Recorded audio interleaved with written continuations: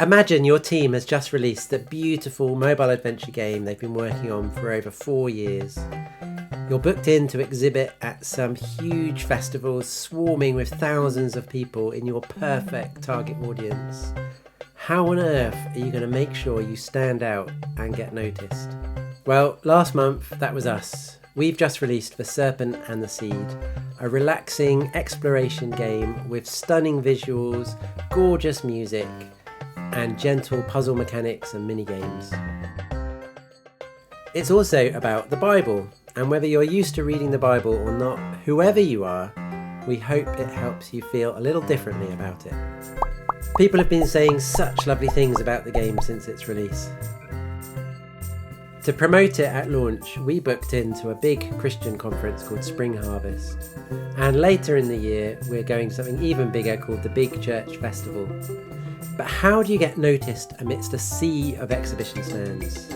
I knew this was going to require a plan. I have a plan, sir. Really, Borwick? A cunning and subtle one? Yes, sir. As cunning as a fox who's just been appointed Professor of Cunning at Oxford University? Yes, sir. In The Serpent and the Seed, you play as the adorable Robin, Mungo. That idea started as a slightly absurd suggestion by our game designer Dan, inspired by this picture that our concept artist threw together when he applied for the job. But pretty quickly we realised it solved a whole bunch of issues for us. I mean, imagine if you were a human character and then you meet Adam and then Eve gets created, only Eve's meant to be the very first human being Adam's ever laid eyes on. Besides, robins are known as the gardener's friend, which seemed very fitting somehow. So I thought to myself, I'm going to have to sew a massive Mungo mascot costume, aren't I? Imagine if Ninja got a low table fade.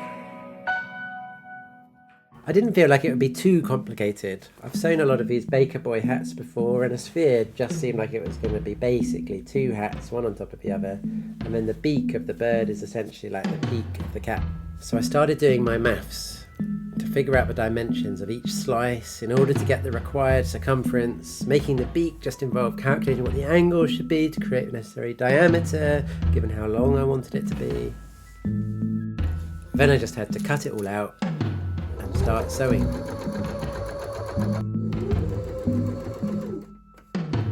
I attached sew-in interfacing to each piece to make it a bit sturdier.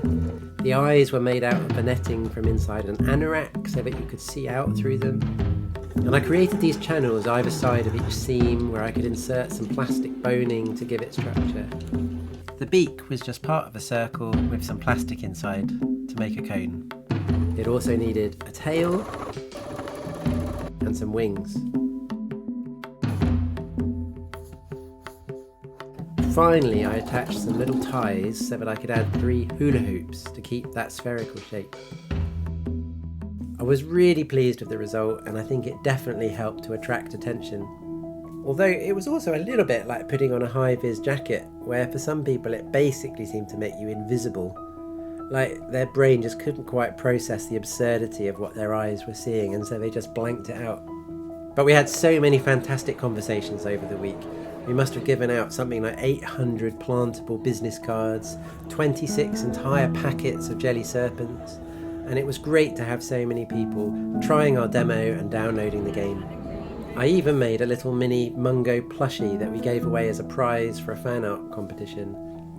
And it just blew me away to see all of the amazing creative entries that people sent in, and how much some people had already fallen in love with The Serpent and the Seed and Mungo in just a few short days. If you haven't tried it yet, The Serpent and the Seed can be downloaded on the App Store or Google Play completely free of charge. We hope you love it as much as we do.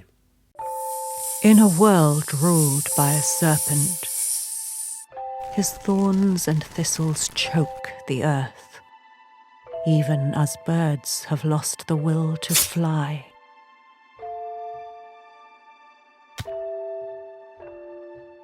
But whispers speak of a long-forgotten book that tells of a way to end his reign, for things have not always been this way. Humanity once walked with their Maker, and all was as it should be. until the day the serpent deceived them, dragging all of creation down to the dust. If the serpent can be overthrown, I dare to even hope. But if any hope remains, it must be in this book.